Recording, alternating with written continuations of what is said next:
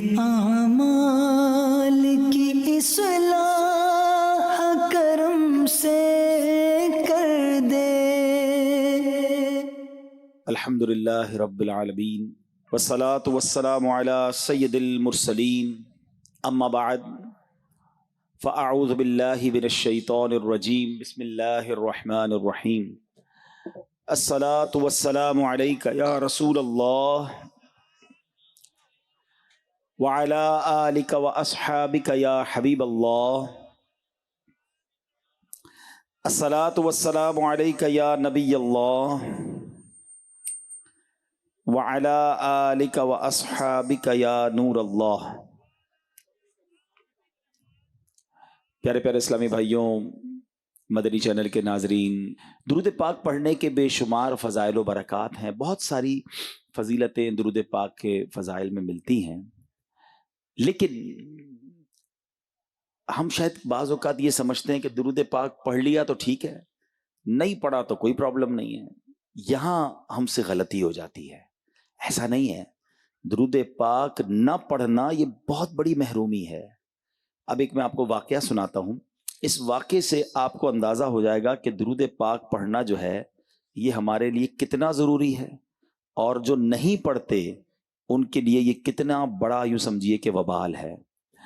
Be be عائشہ صدیقہ رضی اللہ تعالی عنہا فرماتی ہیں کہ ایک بار ایسا ہوا کہ رات کا آخری پہر تھا اور میرے گھر میں کچھ سی رہی تھی کہ اچانک ایسا ہوا کہ چراغ گل ہو گیا۔ اب جب چراغ گل ہوا تو کہتی ہیں کہ بالکل اندھیرا چھا گیا، سوئی بھی گر گئی۔ اب اتنی ساری لائٹیں جل رہی ہیں، یہاں کسی کی سوئی گر جائے تو ڈھونڈنا بڑا مشکل ہے، اور لائٹ ہی بند کر دیں تو پھر تو ممکن ہی نہیں ہے۔ آپ فرماتی رات اندھیری، چراغ گل اور سوئی گر گئی، اتنے میں میرے سرتاج صاحب معراج صلی اللہ تعالی علیہ وسلم، میرے آقا، اپنا نور والا چہرہ چمکاتے ہوئے میرے کمرے میں تشریف لے آئے۔ اللہ اکبر! میں نے اس نور سے اپنی گمشدہ سوئی کو تلاش کر لیا۔ کتنا نور ہوگا ذرا سوچو، کہ سوئی مل جائے چہرے سے کتنا نور نکلا ہوگا۔ ابھی بھی عائشہ کہتی ہے میں نے نبی پاک سے عرض کیا کہ حضور آپ کتنے حسین ہیں، آپ کتنے پیارے ہیں، آپ کا چہرہ کتنا باکمال ہے۔ اللہ کے حبیب علیہ الصلوۃ والسلام جو فرماتے ہیں سنو، آقا فرماتے اے عائشہ، بد نصیب ہے وہ شخص جو قیامت کے دن میرا چہرہ بھی نہیں دیکھ سکے گا۔ اب ذرا سوچیں کہ وہ کتنا بد نصیب ہوگا جو نبی پاک صلی اللہ تعالی علیہ وسلم کا چہرہ بھی نہیں دیکھ سکے گا۔ تو بی بی عائشہ صدیقہ رضی اللہ تعالی عنہا نے فوراً سوال کیا کہ یا رسول اللہ صلی اللہ تعالی علیہ وسلم، وہ کون بد نصیب ہوگا؟ اللہ کے حبیب صلی اللہ تعالی علیہ وسلم نے فرمایا بخیل ہے وہ شخص۔ کون ہے؟ بخیل ہے وہ شخص۔ عرض کی حضور کون بخیل؟ تو پیارے آقا نے فرمایا وہ شخص جس کے سامنے میرا نام لیا جائے اور مجھ پر درود نہ بھیجے۔ اب آپ غور کر لیں کہ جو قیامت کے دن نبی پاک کا چہرہ نہیں دیکھ سکے گا، اس سے بڑا محروم کون ہوگا؟ کہ قیامت کے دن شفاعت کس نے کرنی ہے؟ قیامت کے دن ہمیں کام کس نے آنا ہے؟ اگر آقا علیہ الصلوۃ والسلام کو ہی نہ دیکھ سکا تو پھر تو سارا ہی کام خراب ہو گیا نا۔ تو سنیے، جب جب نبی پاک علیہ الصلوۃ والسلام کا نام سننا ہے، تب تب نبی پاک پر درود بھیجنا ہے۔ ہم کبھی محفل میں جاتے ہیں، بیان سنتے ہیں، نعت سنتے ہیں، تو پیارے آقا صلی اللہ تعالی علیہ وسلم کا بار بار نام سنتے ہیں، ایسا ہی ہے نا؟ اچھا، بعض اوقات درود پڑھ پاتے ہیں، بعض اوقات نہیں پڑھ پاتے۔ تو علماء کہتے ہیں اگر کوئی بندہ پورے دن میں ایک پرٹیکولر تعداد، ایک مقررہ تعداد کے مطابق درود پڑھ لے تو اس سے فائدہ یہ ہوگا کہ اگر 100 بار درود پڑھ لی، مثال کے طور پہ 200 بار پڑھ لیا، تو پورے دن میں جہاں جہاں نبی پاک کا نام سنا تھا درود پڑھنا رہ گیا، تو یہ بعد میں جو درود پڑھنا ہے یہ اس کا قائم مقام ہو جائے گا۔ تو ہمیں روزانہ ایک تعداد مقرر کر کے کثرت سے درود پاک پڑھنا چاہیے۔ میں بھی نیت کروں، آپ بھی نیت کریں کہ انشاءاللہ روزانہ درود پاک پڑھیں گے۔ آئیے ایک بار محبت کے ساتھ بآواز بلند درود پاک پڑھ لیں۔ صلو علی الحبیب صلی اللہ تعالی علی محمد صلی اللہ علیہ وسلم۔ سرکار دو عالم صلی اللہ تعالی علیہ وسلم سے محبت، عشق رسول یہ کتنا امپورٹنٹ ہے اور ہمارے ایمان کے لیے کتنا ضروری ہے، یہ بات سمجھنی ہے آج۔ میرے آقا کی ذات وہ ہے کہ جن پر ایمان لائے بغیر، جن سے محبت کیے بغیر، جن کو اللہ کا آخری نبی مانے بغیر ہمارا ایمان پورا نہیں ہو سکتا ہے۔ کوئی شخص ساری زندگی لا الہ الا اللہ کہتا رہے، لا الہ الا اللہ کہتا رہے، اللہ ایک ہے کہتا رہے، اللہ کے سوا کوئی معبود نہیں کہتا رہے، لیکن جب تک صدق کے دل کے ساتھ محمد الرسول اللہ نہیں کہے گا اس کا ایمان کمپلیٹ نہیں ہوگا۔ آقا کی محبت اور نبی پاک پر ایمان لانا یہ ایمان کی جان ہے، کیونکہ اللہ کو ایک ماننے والے تو بہت سارے مذہب ہیں، بہت سارے ایسے دین ہیں، بہت سارے ایسے ریلیجن ہیں کہ جو اللہ کو مانتے ہیں، مگر جو نبی پاک کو نہیں مانتے یا نبی پاک کو آخری نبی نہیں مانتے وہ مسلمان نہیں ہو سکتے۔ ٹھیک ہے، اللہ کی سرتاب قدم شان ہے یہ، انسان نہیں انسان، وہ انسان ہے یہ۔ قرآن تو ایمان بتاتا ہے انہیں اور ایمان یہ کہتا ہے میری جان ہے یہ۔ آقا تو ایمان کی بھی جان ہے نا۔ اچھا، اب نبی پاک سے محبت ہم سب کو ہے، لیکن کیا کوئی پیرامیٹر بھی ہے، کوئی پیمانہ بھی ہے کہ کتنی محبت چاہیے؟ ہمارے ایمان کو مکمل ہونے کے لیے ہمارے اندر نبی پاک سے کتنی محبت ہونی چاہیے؟ ہم انسان ہیں نا، ہماری بہت ساری چیزوں سے محبت ہوتی ہے۔ ہمیں اپنے بچوں سے پیار ہوتا ہے، اپنے مال سے پیار ہوتا ہے، اپنے دوستوں سے پیار ہوتا ہے، اپنے ماں باپ سے پیار ہوتا ہے، اپنے علاقے سے پیار ہوتا ہے، کچھ ملکوں سے، کچھ شہروں سے پیار ہو جاتا ہے۔ انسان ہے تو ہمیں کئی چیزوں سے پیار ہو جاتا ہے۔ اسی طرح کیا ہم اسی لسٹ میں نبی پاک کو بھی رکھیں گے کہ ٹھیک ہے سب چیزوں سے پیار ہے، پیارے آقا سے بھی پیار ہے؟ یا نبی پاک سے محبت جو ہے اس کا کوئی پیمانہ ہے؟ اب آؤ پیارے آقا کی حدیث سناتا ہوں، پیمانہ کیا ہے۔ آقا فرماتے ہیں لا یؤمن احدکم حتی اکون احب الیہ من والدہ وولدہ والناس اجمعین۔ آقا فرماتے کوئی بھی تم میں سے اس وقت تک کامل مومن نہیں ہو سکتا، یعنی مومن ہونا، کمپلیٹ ہونا ہی نہیں ہو سکتا۔ کب تک؟ فرمایا جب تک میں اس کے نزدیک، اس کی اولاد، اس کے والد سے زیادہ محبوب نہ ہو جاؤں۔ اس کا مطلب کیا ہوا کہ پوری دنیا میں اگر میں نے محبت کرنی ہے تو سب سے زیادہ کس سے کرنی ہے؟ رسول پاک علیہ الصلوۃ والسلام سے کرنی ہے۔ اپنی اولاد سے بھی زیادہ، اپنے ماں باپ سے بھی زیادہ، ساری دنیا سے زیادہ، اپنے مال سے بھی زیادہ، سب سے زیادہ کس سے محبت کرنی ہے؟ پیارے آقا سے۔ اور یہ وہ کہتے ہیں امتحان میں ضمناً سوال نہیں ہے کہ کر لیا تو کر لیا، نہیں کیا تو نہیں، یہ کمپلسری سوال ہے۔ یہ نہیں ہوا تو ایمان ہی پورا نہیں ہوا نا، کیونکہ آقا فرما رہے تم میں سے کوئی کامل مومن ہو ہی نہیں سکتا۔ حضرت عمر فاروق رضی اللہ تعالیٰ عنہ ایک بار عرض کہتے حضور میری جان کے علاوہ باقی تمام چیزوں سے زیادہ میں آپ سے پیار کرتا ہوں۔ نبی پاک نے فرمایا اے عمر ابھی تمہارا ایمان کامل نہیں ہوا ہے، ابھی بات پوری نہیں ہوئی ہے۔ وہ کیا کہتے ہیں حضور میری جان کے علاوہ باقی ساری چیزوں سے زیادہ میں آپ سے محبت کرتا ہوں۔ تو پیارے آقا نے فرمایا عمر ابھی بات پوری نہیں ہوئی ہے۔ حضرت عمر فوراً کہتے ہیں حضور اپنی جان سے بھی زیادہ اب میں آپ سے محبت کرتا ہوں۔ آقا نے فرمایا ہاں عمر اب تمہارا ایمان پورا ہوا ہے۔ تو پتہ یہ چلا کہ سرکار علیہ الصلوۃ والسلام پر اپنا سب کچھ قربان کرنا اور نبی پاک سے سب سے زیادہ محبت کرنا یہ ہمارے ایمان کے لیے ضروری ہے۔ ٹھیک ہے، یہ بات سمجھ آ گئی؟ اچھا، اس بات کو، اس حدیث کو سامنے رکھیں اور صحابہ کرام کی زندگی کو دیکھیں۔ انہوں نے پروف کیا، انہوں نے ثابت کیا کہ جب جب موقع آیا، چاہے مال قربان کرنا پڑا، چاہے گھر قربان کرنا پڑا، چاہے اولاد قربان کرنی پڑی، ہر موقع پر صحابہ کھڑے رہے اور سرکار پر اپنا سب کچھ قربان کر دیا۔ اچھا، اب ایک بڑا لاجیکلی کوسچن ہے، ہو سکتا ہے کسی کے دماغ میں آئے کہ جناب بات یہ ہے کہ محبت کی نہیں جاتی ہے، عشق جو ہے وہ بندہ ڈیلیبریٹلی جانتے بوجھتے کسی سے نہیں کر سکتا، محبت تو ہو جاتی ہے۔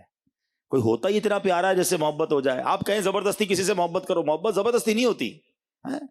کئی گھروں میں لڑائیاں ہوتی ہیں، میاں بیوی میں نہیں بنتی، کیوں؟ ان کو آپس میں پیار ہی نہیں ہوتا، ان کو محبت ہی نہیں ہوتی، ایک دوسرے کو اچھے نہیں لگتے، حالانکہ ساتھ رہ رہے ہوتے ہیں۔ تو ضروری نہیں ہوتا کہ محبت کسی سے ہم چاہ کر کریں، محبت تو ایک جذبہ ہے جو خود بخود ہوتا ہے۔ تو ایک طرف تو اسلام کہتا ہے، دین کہتا ہے سب سے زیادہ محبت کرو نبی پاک سے، اور دوسری طرف محبت تو ایک ایسا جذبہ ہے جو خود ہی ہوتا ہے، بھئی کسی سے زبردستی نہیں کی جا سکتی۔ تو چلے پھر یہ دیکھتے کہ محبت ہوتی کیوں ہے۔ محبت کی وجوہات تین ہوتی ہیں، یا تو کوئی بہت خوبصورت ہوتا ہے، یا بڑا باکمال ہوتا ہے، یا تیسری بات یہ ہوتی ہے اس کے احسان بڑے ہوتے ہیں۔ بعض اوقات تو کسی خوبصورت سے پیار ہو جاتا ہے، اچھا لگنے لگتا ہے، بعض اوقات بندہ خوبصورت نہیں ہوتا مگر ہوتا اسپیشل ہے، اس کے کام ہی اتنے کمال کے ہوتے ہیں جو دنیا میں کسی کے نہیں ہوتے۔ کچھ لوگ کھلاڑیوں کے محبت کرنے لگ جاتے ہیں، کچھ جناب کسی معاذ اللہ گلوکار کی محبت کرتے ہیں، کوئی اچھا مذہبی آدمی ہوتا ہے تو کسی نعت خواہ سے پیار کرتا ہے، اس کی آواز بڑی ہے۔ یعنی دنیا سے ہٹ کر کوئی اسپیشل چیز اگر کسی میں آ جائے تو لوگ اس سے پیار کرنے لگ جاتے ہیں۔ دوسری وجہ یہ ہوتی ہے۔ تیسری وجہ یہ ہوتی ہے کہ نہ خوبصورت ہے نہ کوئی کمال ہے مگر مجھ پر احسان بڑے ہیں اس کے، ہیں مصیبت میں کام آتا ہے، مدد کرتا ہے، ہیلپ کرتا ہے، ساتھ دیتا ہے، پریشانی میں کھڑا ہو جاتا ہے۔ تو یہ بھی ایک وجہ ہوتی ہے کہ جس کی وجہ سے کسی سے پیار ہو جاتا ہے۔ یہ تین ریزن ہیں، یہ تین وجوہات ہیں کسی سے محبت ہونے کے۔ تو آؤ اب یہ دیکھتے ہیں کہ میرے ایمان کا تقاضا تو یہ ہے کہ سرور کائنات صلی اللہ تعالی علیہ وسلم سے سب سے زیادہ محبت کرنی ہے۔ تو اب ان تین تقاضوں کے تحت چیک کرتے ہیں کہ کیا میرے آقا علیہ الصلوۃ والسلام میں یہ تین اوصاف ایسے موجود ہیں کہ ان سے سب سے زیادہ پیار کیا جائے۔ تو اب ذرا جواب سنتے جاؤ۔ پہلی بات کرتے ہیں خوبصورتی کی۔ ہائے ہائے، اگر واقعی کسی خوبصورت سے پیار کرنا ہے نا تو آؤ اس سے پیار کرو جیسا رب نے بنایا ہی کوئی اور نہیں ہے۔ ایڈا سونا نبی کوئی دنیا تے آیا نہیں، یار ایہو جیا کوئی رب نے بنایا نہیں۔ اللہ نے کیسا بنایا اپنے حبیب کو، ایسا تجھے خالق نے طرح دار بنایا۔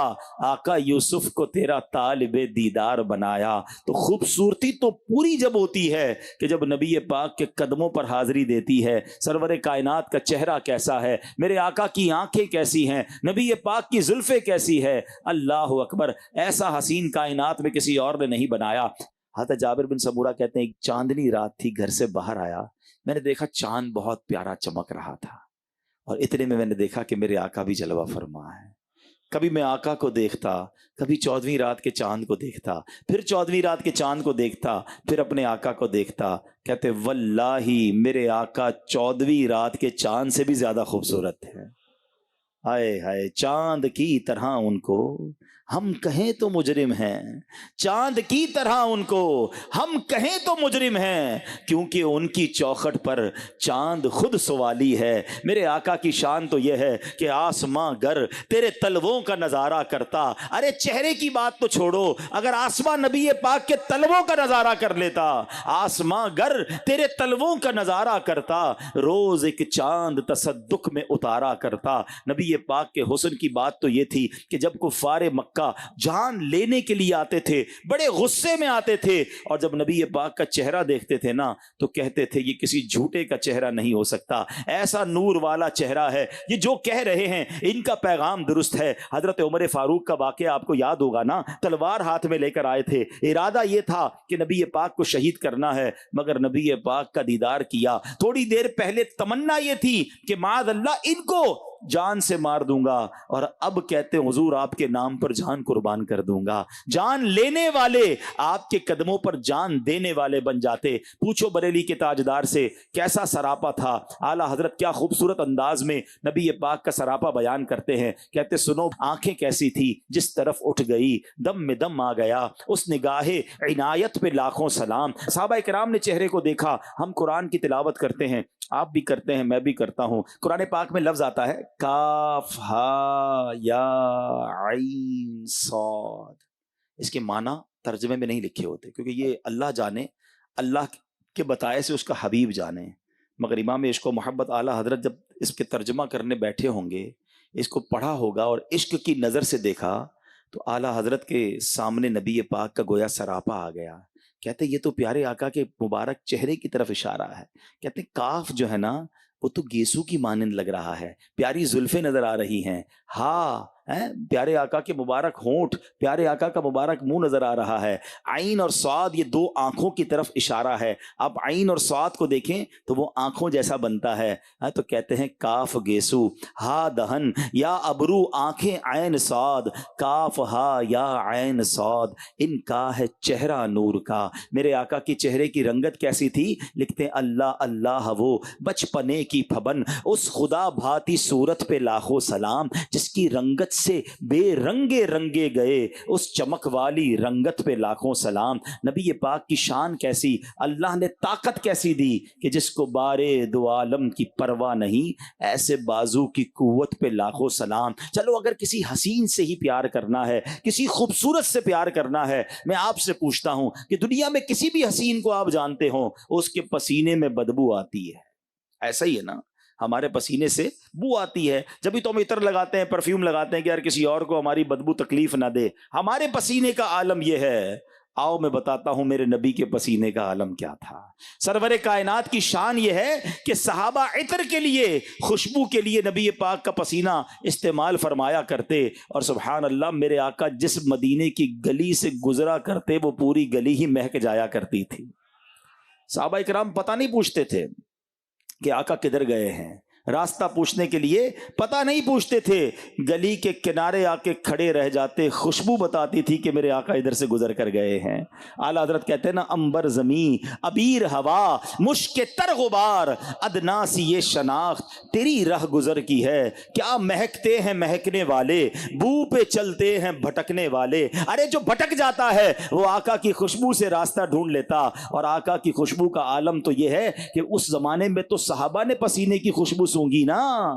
آج 1450 سال ہو گئے ہیں، آج کسی عاشق رسول کو مدینے بھیج دو، ہاں بے شک آنکھوں پہ پٹی باندھ دو، شرط ایک ہے، ناک عشق والی ہونی چاہیے۔ وہ مدینے میں داخل ہوگا نا تو وہ خود بتا دے گا کہ یہ فضائیں کچھ اور ہیں، یہ ہوائیں کچھ اور ہیں، یہ خوشبوئیں کچھ اور ہیں۔ وہ شاعر لکھتا ہے نا، عرصہ ہوا طیبہ کی گلیوں سے وہ گزرے ہیں، عرصہ ہوا طیبہ کی گلیوں سے وہ گزرے ہیں، اس وقت بھی گلیوں میں خوشبو ہے پسینے کی۔ آج بھی گلیاں مہک رہی ہیں۔ ہے کوئی ایسا حسین؟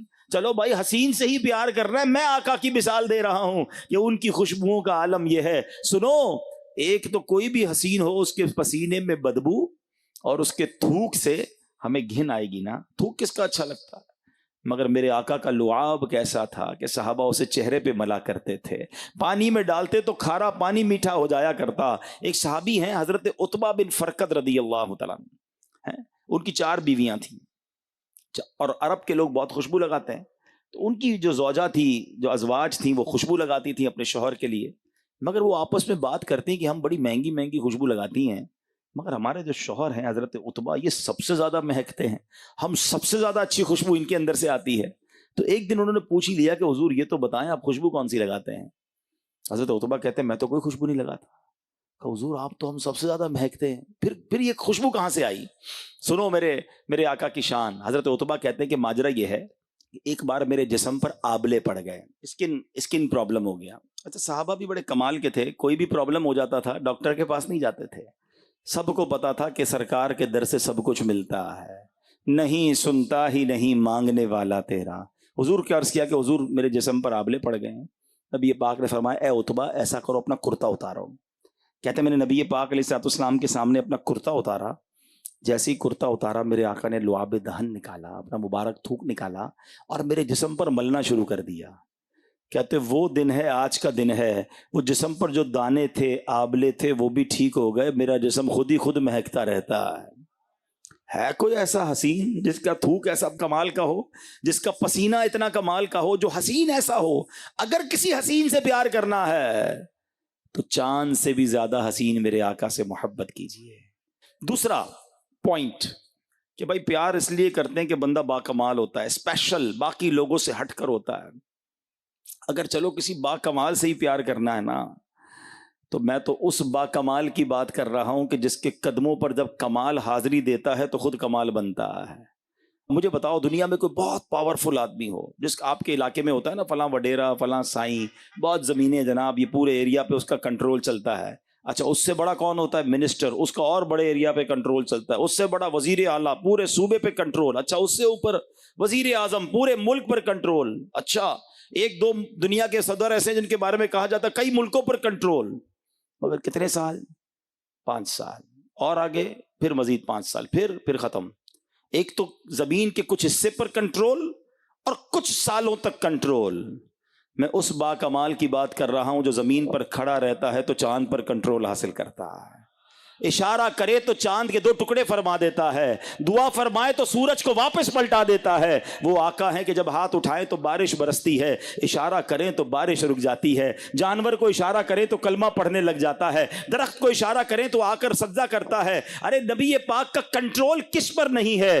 کیونکہ کیوں نہ کنٹرول ہو, رب نے یہ ساری کائنات ہی انہی کی وجہ سے بنائی ہے. سیدی اعلیٰ حضرت کہتے ہیں نا, آقا دہن میں زباں تمہارے لیے, بدن میں ہے جان تمہارے لیے, ہم آئے یہاں تمہارے لیے, اٹھے بھی وہاں تمہارے لیے. ارے جس کے لیے ساری کائنات بنائی گئی ہے, میں کس کمال کی بات کروں. دنیا میں کوئی ایسا بندہ تو بتاؤ نا کہ جو زمین پر کھڑے ہو کر آسمانوں پر حکومت کرتا ہو. سر عرش پر ہے تیری گزر, دل فرش پر ہے تیری نظر, ملکوت و ملک میں کوئی شے نہیں وہ جو تجھ پہ عیاں نہیں. اگر با کمال ہی کی بات کرنی ہے تو نبی پاک سے زیادہ با کمال کون ہے, جن کو اللہ کریم نے کیسے کیسے معجزات عطا فرمائے. صحابہ پیاسے ہوتے, حدیبیہ کا مقام ہے, آئے تھر کے میدان میں, پیاس کی بات, پانی کی کمی کی بات جلدی سمجھ آئے گی کہ جب پانی کم ہو تو زندگی کتنی مشکل ہے. 1500 صحابہ ہیں, وضو بھی کرنا ہے, پانی بھی پینا ہے, سب آ گئے. کہتے حضور پانی نہیں ہے. حضور نے یہ نہ کہا کہ کنواں کھودو, یہ نہ کہا کہ بورنگ کرو, زمین کے اندر سے پانی نکلے گا. سبحان اللہ, کونین کے والی نے کیا کیا. با کمال سے محبت کرنی ہے نا, سنو کیسی کمال کی انگلیاں ہیں. میرے آقا نے اپنا ہاتھ اس برتن میں ڈالا, اب کیا ہوتا ہے, ان 5 انگلیوں سے پانی کے فوارے جاری ہو رہے ہیں, ان 5 انگلیوں سے پانی کے چشمے جاری ہو رہے ہیں. 1500 صحابہ نے پانی استعمال کیا اور پانی سب کو پورا ہو گیا. پوچھا گیا صحابی سے کہ کتنے لوگ تھے, اتنا پانی تھا, لوگ کتنے تھے؟ کہتے تھے تو 1500, مگر جو پانی کا جوش تھا نا, اگر ہم 1,00,000 بھی ہوتے تو وہ سب کو پورا ہو جانا تھا.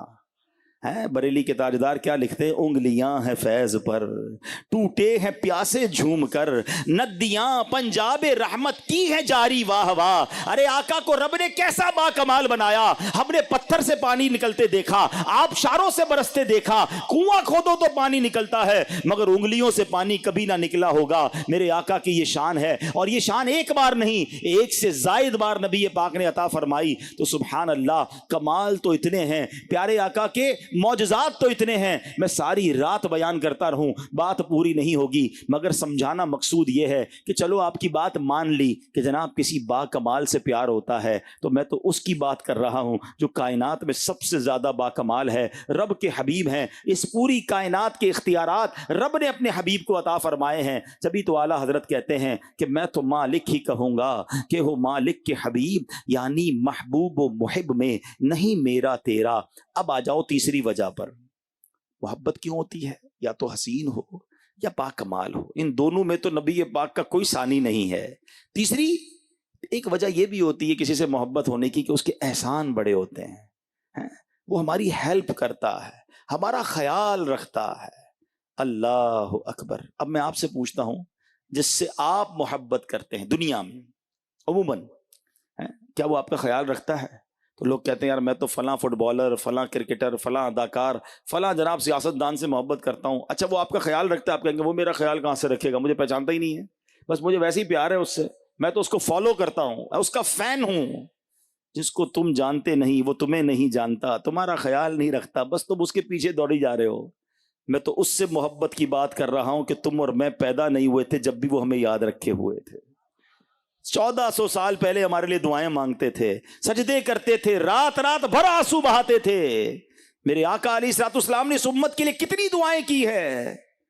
ارے اس سے پیار نہ کریں تو کس سے پیار کریں جو جب دنیا میں تشریف لائے تب بھی سجدے میں چلے گئے, اور کیا کہا, رب حبلی امتی کہتے ہوئے پیدا ہوئے. حق نے فرمایا کہ بخشا, الصلاۃ والسلام. اللہ کی بارگاہ میں معراج کی شب گئے, وہاں بھی گناہگار امت کو یاد رکھا, اور جب قبر میں اتارا جا رہا تھا تو صحابہ میں سے کسی نے دیکھا کہ نبی پاک کے مبارک لبوں کو جنبش ہو رہی ہے, کان قریب لے گئے تو وہاں بھی امتی امتی کی صدائیں ہیں. یعنی نبی پاک ہمیں کبھی نہیں بھولے, ہر وقت ہمیں دعاؤں سے نوازا. اور سنو یہ سلسلہ ختم نہیں ہوا ہے, قیامت کا دن ہوگا, اور میرے آقا خود فرماتے ہیں کہ باقی نبیوں کے لیے نور کے ممبر ہوں گے. میں اپنے ممبر پر اس وقت تک نہیں بیٹھوں گا جب تک اپنے ایک ایک امتی کو جنت میں داخل نہ کروا لوں. وہاں بھی نہ بھولے اور محشر میں بھی نہیں بھولیں گے. بلکہ کیسے تلاش کریں گے؟ مولانا حسن رضا خان صاحب لکھتے ہیں کہ عزیز بچے کو ماں جس طرح تلاش کرے، جیسے ماں کا بچہ بچھڑ جائے تو ماں کیسی پریشان ہوتی، کیسے ڈھونڈتی ہے. نبی پاک اپنے گناہگار امتیوں کو قیامت کے دن یوں تلاش کریں گے، عزیز بچے کو ماں جس طرح تلاش کرے، خدا گواہ یہی حال آپ کا ہوگا. وہ پاک دل کے نہیں جس کو اپنا اندیشہ ہجوم فکر و تردد میں گر گیا ہوگا. ان کو اپنا کیا خوف ہے؟ ہماری وجہ سے تکلیف میں ہوں گے، غم زدہ ہوں گے. اور پھر جب کوئی پکارے گا تو کیا کہیں گے، کیسے آئیں گے؟ مولانا حسن رضا خان صاحب لکھتے ہیں، ہزار جان فدا نرم نرم پاؤں سے، پکار سن کے اسیروں کی دوڑتا ہوگا. آقا دوڑ کر آئیں گے اور اپنے غلاموں کو بچائیں گے. وہ جگہ جب ماں بھی نہیں پوچھے گی، والد بھی نہیں پوچھے گا، مجھے بتاؤ نا، اگر اس سے پیار کرنا ہے جو تمہارا خیال کرنے والا ہو، تو میرے آقا جب سے دنیا میں تشریف لائے ہمیں یاد رکھا، اب بھی یاد فرما رہے ہیں، قیامت کے دن بھی یاد کریں گے، ادھر بھی ہماری شفاعت فرمائیں گے. پھر کیا ان سے محبت نہیں کرنی چاہیے؟ اب میں نے آپ کو ایمان کا تقاضا بھی بتا دیا کہ ایمان کی شرط ہے کہ نبی پاک سے محبت کریں اور سب سے زیادہ کریں. اور لاجیکلی بھی اگر 3 وجوہات ہیں محبت کرنے کی، تو ان تینوں میں میرے آقا اس مقام پر ہیں کہ ان کے قدموں کی دھول کے برابر بھی کوئی اور نہیں ہے. تو پھر ان کے علاوہ کس سے محبت کرے؟ ہونا تو کیا چاہیے کہ میرے تو آپ ہی سب کچھ ہے رحمت عالم، میں جی رہا ہوں زمانے میں آپ ہی کے لیے. کاش ہماری زندگی کا یہ انداز ہوتا. لیکن آج کہلانے کو تو ہم سارے عاشق رسول ہیں. لوگ تو بعض اوقات اپنے نام کے ساتھ بھی لکھتے ہیں فلاں عاشق رسول، مگر عاشق رسول کہتے کس کو ہیں؟ کہ جس کے نزدیک نبی پاک سب سے اوپر، ٹاپ، سب سے زیادہ محبت. اور محبت جو ہے نا پیارے اسلامی بھائی، وہ بغیر اطاعت کے نہیں ہوتی ہے. اب بات نہ مانے اور کہے میں محبت کرتا ہوں، اس کو ایک دنیاوی مثال کے ذریعے سمجھاتا ہوں. آپ کی کسی نوجوان لڑکے سے ملاقات ہو، آپ اسے سلام دعا کریں، آپ کہیں آپ کہاں رہتے ہو؟ وہ کہے میں فلاں مٹھی میں، یا میں سمارو میں فلاں جگہ رہتا ہوں. اچھا آپ کے والد صاحب کون ہیں؟ ارے میرے والد صاحب، ان کا نام تو حاجی ابراہیم ہے اور میں ان سے بڑی محبت کرتا ہوں. اچھا حضرت میں ان سے اتنی محبت کرتا ہوں کہ ان کے لیے جان دے سکتا ہوں. ارے واہ، اچھا بیٹا کیا کرتے ہیں ابو؟ کیا فرماتے ہیں؟ ارے ابو جان تو میرا سب کچھ ہے. ہر تھوڑی دیر بعد وہ یہی کہے آپ کو کہ ابو جان پر جان قربان، ابو میرا سب کچھ، ابو سے بہت محبت، سب سے زیادہ محبت. کتنا مزہ آئے گا کہ یار ماشاءاللہ کیسا بیٹا ہے یار. بات بات پہ کہتا ہے ابو سے بہت محبت کرتا ہوں، ابو کے لیے جان قربان. تھوڑی دیر بعد 2-4 گھنٹے بعد آپ کی حاجی ابراہیم صاحب سے ملاقات ہو جائے اور وہ آپ کو ملے، بھائی کیسے ہیں آپ؟ ٹھیک ہیں اللہ کا شکر. اچھا آپ ہی کا نام حاجی ابراہیم ہے؟ کہا ہاں. یار آپ کے بیٹے سے ملاقات ہوئی، اچھا کیا کہتا ہے میرا بیٹا؟ حضرت کیا تربیت کیا آپ نے. ہر تھوڑی دیر بعد کہتا ہے ابا پہ جان قربان، اب بھائی میرا سب کچھ ہے، ابو سے بہت محبت. اور حاجی ابراہیم صاحب کا 1 نمبر کا جھوٹا ہے، میری تو کوئی بات نہیں مانتا، میں جو کہتا ہوں اس کا الٹا کرتا ہے، جو کام بولتا ہوں کبھی بات ٹائم پہ کرتا ہی نہیں ہے. سچ بتاؤ آپ کو کیا لگے گا؟ یار کیسا 2 نمبر بیٹا ہے، ہمیں کہہ رہا ہے ابا پہ جان قربان، ابا پہلے ہی پریشان. اب بلا تمثیل سمجھانے کے لیے میں نے یہ واقعہ سنایا. ہمارا نعرہ کیا ہے؟ غلامی رسول میں موت بھی قبول ہے. او ہو، نبی پاک پر جان قربان، سچا عاشق رسول. آقا علیہ الصلوۃ والسلام نے جو منع فرمایا وہ چھوڑ دیا؟ سچ بتاؤ یار، اپنے دل سے پوچھو. جو یہ کہتا ہے کہ مجھے غلامی رسول میں موت بھی قبول ہے، اس کو نماز قبول کیوں نہیں ہے؟ موت تو بہت، جان تو بہت قیمتی چیز ہے، بہت دیر میں آپ کی باری آئے گی، نماز تو پڑھو نا. حالانکہ نبی پاک فرما رہے ہیں جعلت قرۃ عینی فی الصلاۃ، آقا فرماتے ہیں نماز میں میری آنکھوں کی ٹھنڈک رکھی گئی ہے. جو یہ نعرہ لگاتا ہے کہ مجھے غلامی رسول میں موت قبول ہے، وہ نماز تو پڑھتا نہیں ہے. حالانکہ جس سے پیار ہوتا ہے نا، اس کو جو پسند وہ ہمیں پسند ہوتا ہے، ہم اس کو وہ گفٹ دینا چاہتے ہیں. میں آپ کو بتاتا ہوں نبی پاک کو کیا تحفہ دو آپ. آقا کی آنکھوں کی ٹھنڈک نماز ہے نا، 5 وقت پابندی سے نماز پڑھنا شروع کر دو. آقا کی آنکھوں میں ٹھنڈک داخل ہوگی، وہ انشاءاللہ ایسی میٹھی نگاہ ڈالیں گے تمہارا بیڑا پار ہو جائے گا. غلامی رسول میں جس کو موت قبول ہے وہ حرام روزی کیوں نہیں چھوڑ رہا؟ وہ جھوٹ بولنا نہیں چھوڑ رہا. کہتا ہے موت قبول ہے، بے حیائی کے کام چھوڑنا قبول نہیں ہے. گندے دوستوں میں بیٹھنا ضروری ہے، جوا وہ کھیلتا ہے، شرابیوں کے ساتھ وہ بیٹھتا ہے. اپنے آپ سے پوچھو کہ جو میں کر رہا ہوں، آج تو نہیں لیکن قیامت کے دن تو نبی پاک سے ملاقات ہونی ہے نا انشاءاللہ، قبر میں بھی زیارت ہوگی انشاءاللہ.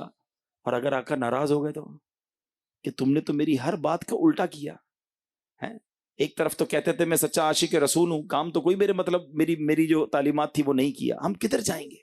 اور اگر خدا کی قسم نبی پاک ناراض ہو گئے نا تو پھر کوئی نہیں ہے جس کے دامن میں جا کر چھپ سکیں گے. ہمارے آقا ہی ہمارا سب کچھ ہے. تو زندگی ایسے گزارو کہ نبی پاک ناراض نہ ہو جائیں. اعلیٰ حضرت امام اہل سنت نے بڑا پیارا فارمولہ دیا. آج کل لوگ زندگی گزار رہے ہیں, گھر والے ناراض نہ ہوں, دوست ناراض نہ ہوں, سیٹھ ناراض نہ ہو, کاروباری دوست ناراض نہ ہوں, ہیں برادری والے ناراض نہ ہوں, وڈیرے والے کیا کہتے ہیں وہ آپ کے قبیلے والے ناراض نہ ہوں. یہ سب سوچ ہے. اللہ ناراض نہ ہو یہ لسٹ میں ہے کہ نہیں؟ اللہ کے حبیب ناراض نہ ہو, پہلے یہ ہونا چاہیے. یہ ناراض ہوتا ہو تو ہو جائے, میرا رب ناراض نہیں ہونا چاہیے. ہم بے وقوفی پتہ ہے کیا کر رہے ہیں؟ ہم دوستوں کو راضی کرنے کے لیے اللہ کو ناراض کر رہے ہیں, ہم فیملی کو راضی کرنے کے لیے نبی پاک کو ناراض کر رہے ہیں. مارے جائیں گے. اعلیٰ حضرت نے کمال کا فارمولہ دیا کہ کس کو راضی کرنا ہے.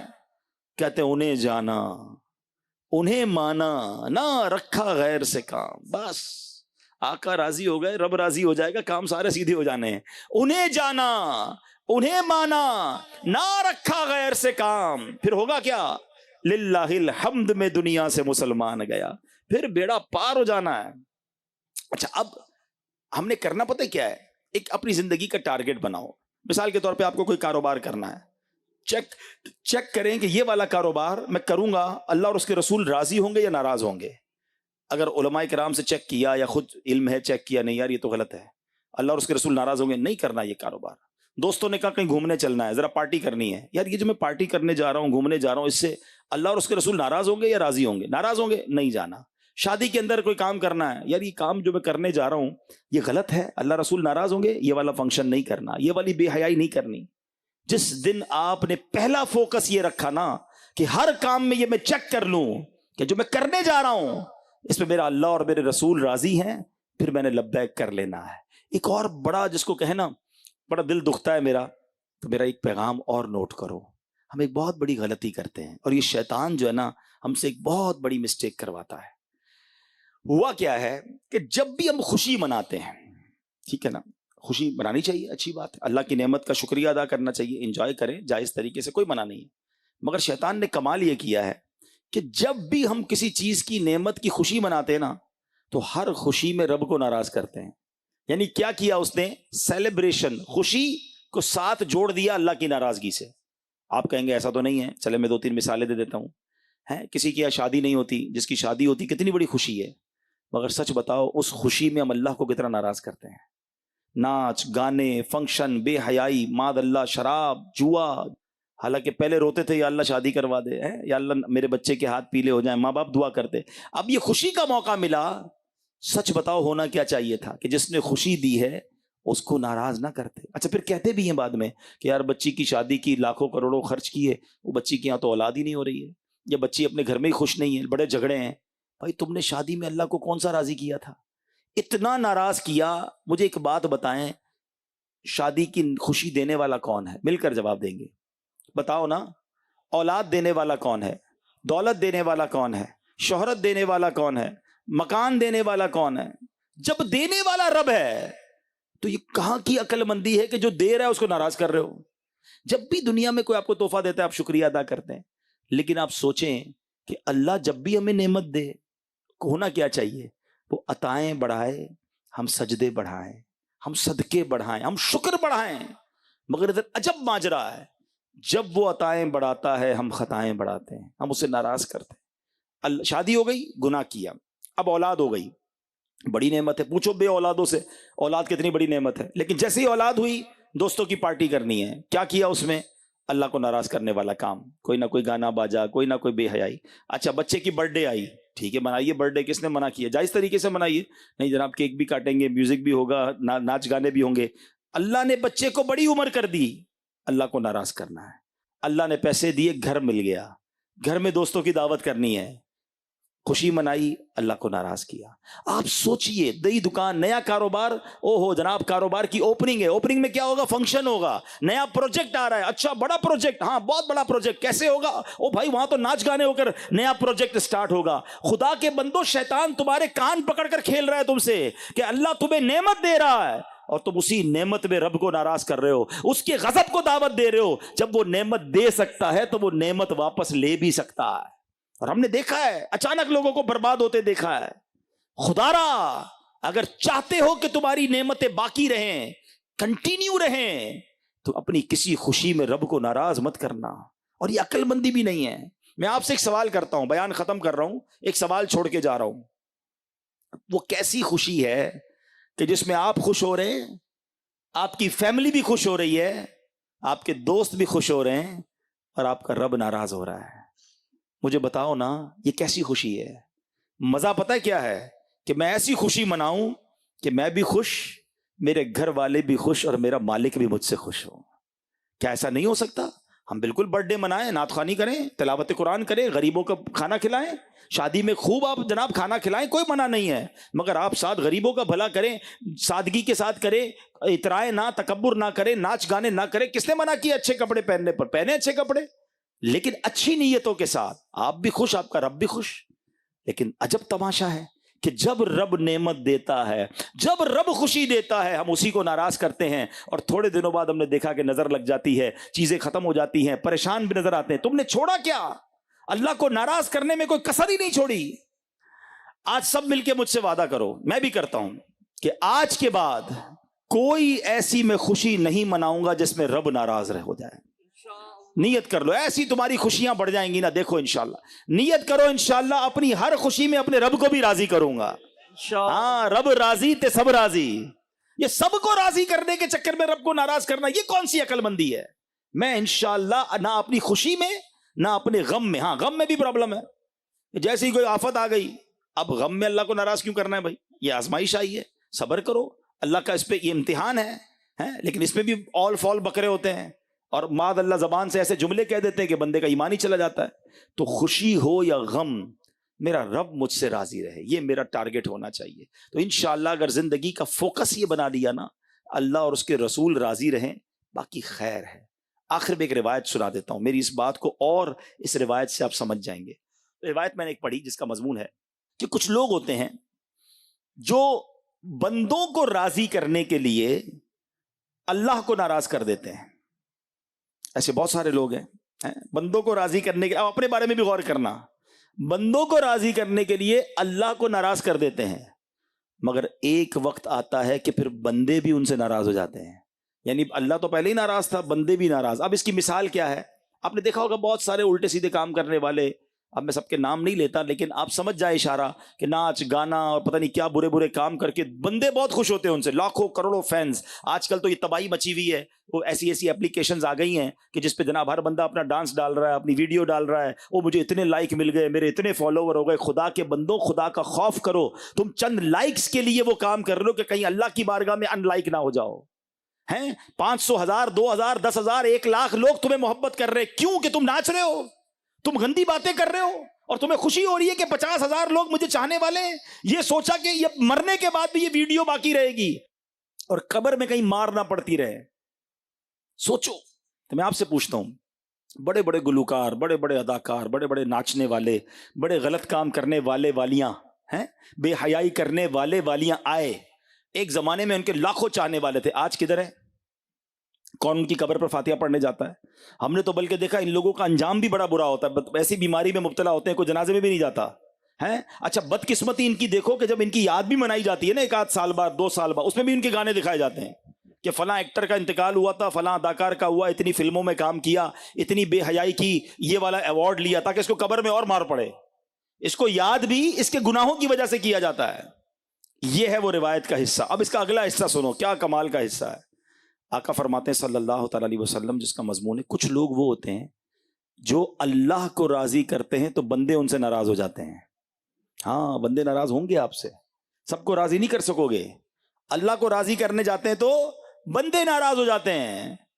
آقا فرماتے کچھ دنوں کے بعد, کچھ عرصے کے بعد اللہ ان بندوں کو بھی ان سے راضی کر دیتا ہے. رب بھی راضی, باقی سب بھی راضی. اب میں مثال دے دیتا ہوں, اس کی بھی مثال سن لو نا. خواجہ خواجگان خواجہ غریب نواز رحمت اللہ تعالیٰ ہندوستان گئے تھے تو کیا ہوا تھا؟ پورا ہندوستان ہی خلاف ہو گیا تھا نا, بیٹھنے نہیں دیتے تھے, پانی بھی نہیں پینے دیتے تھے. کس کو راضی کر رہے تھے؟ اللہ کو. بندے سارے ناراض مگر رب راضی. پھر اللہ نے کیسا عروج دیا کہ 90 لاکھ غیر مسلموں نے آپ کے ہاتھ پر ایمان قبول کیا. خواجہ غریب نواز ہم میں سے بہت سارے ایسے ہوں گے جو اجمیر نہیں گئے، مگر جتنے ادھر بیٹھے سب کے دلوں میں خواجہ خواجگان کی محبت ہے. کیوں؟ اللہ کو راضی کیا، اللہ نے سب کو راضی کر دیا. 800 سال ہو گئے خواجہ غریب نواز کو، ساری دنیا میں چاہنے والے غریب نواز کے، داتا حضور کے چاہنے والے. آپ مزارات اولیاء پہ جائیں نا، یہ جب ان کی ہسٹری پڑھیں، جب یہ گاؤں میں آئے تھے، آپ کے سندھ میں کئی مزارات ہیں، لوگوں نے مخالفت کی، لوگوں نے ان کو نہیں بیٹھنے دیا. راضی کس کو کر رہے تھے؟ اللہ کو. اللہ نے مخلوق بھی راضی کر دی. اب آپ سوچ لو کس کو راضی کرنا ہے؟ بندوں کو. اور اس بندوں کو راضی کرنے کے چکر میں رب کو ناراض کرنا ہے. یہ تھوڑے دنوں کا گیم ہے.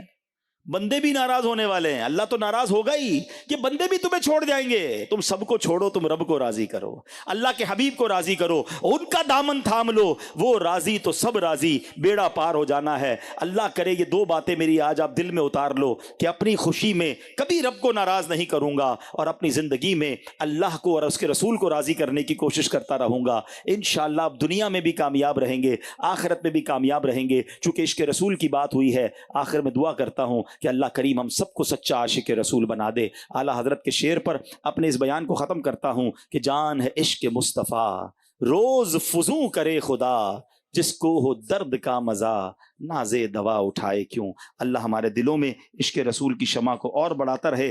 اللہ کرے کہ اب جو زندگی رہ گئی ہے، اب تک تو بڑی غلطیاں کر لی، آج بیان بھی سنا ہے، اب اللہ کرے جو زندگی باقی رہ گئی ہے نا، وہ نبی پاک کی یاد میں گزرے، آقا کے عشق میں گزرے، ان کی فرما برداری میں گزرے، اور ان کو راضی کرنے والے کاموں میں گزرے.